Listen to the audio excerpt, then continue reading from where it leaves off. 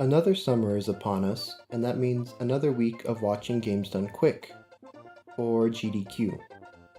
For those who aren't familiar with this event, a lot of people come together to pull off the most technically impressive gaming stream for 156 hours straight, all while taking donations to support a fantastic cause, Doctors Without Borders. And when I say most technically impressive, I'm not just referring to the proficiency of the people playing the games, but also to everyone who has anything to do with the production.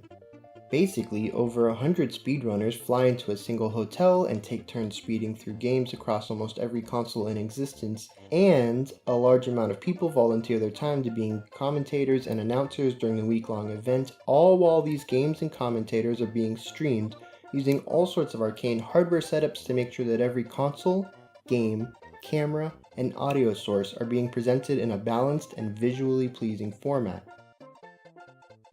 And that doesn't even take into account the beautiful overlay art and transitions, as well as the interviews that help fill time between the runs. I mean, this thing is an immense feat that honestly shouldn't happen, but so many enthusiastic people come together to make sure it does in what could only be described as a display of technical wizardry and goodwill.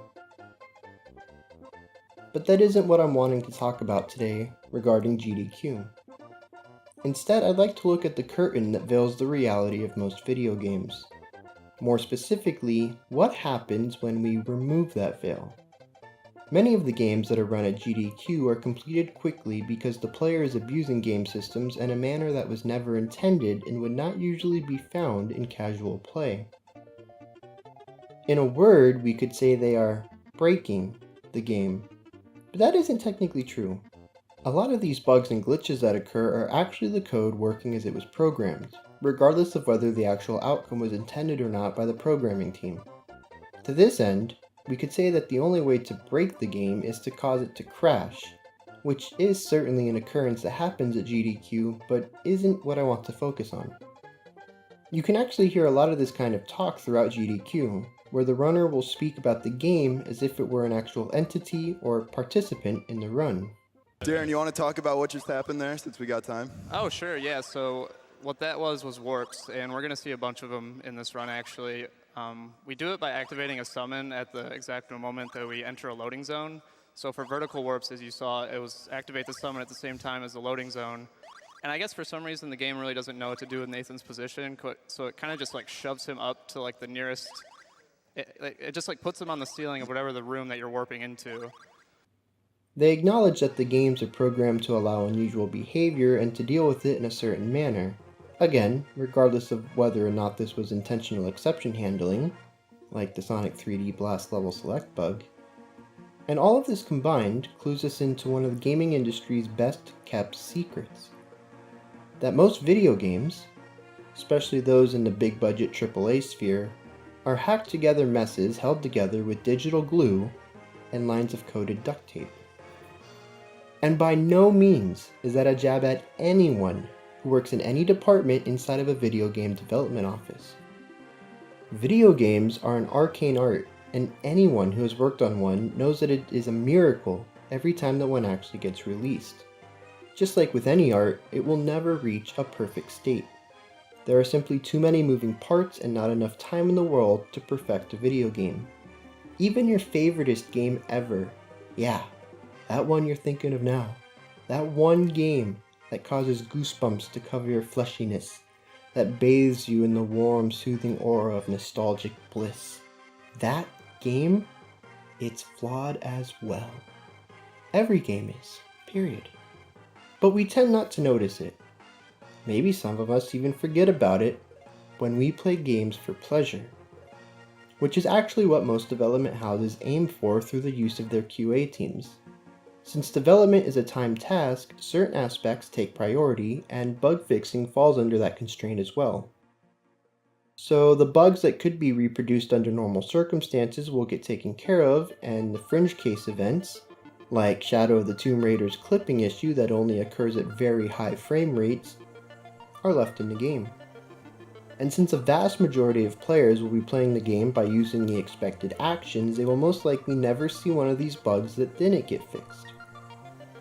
Now, maybe these unsquashed bugs were something that could have been easily fixed, but was just too low of a priority to get to before shipping day.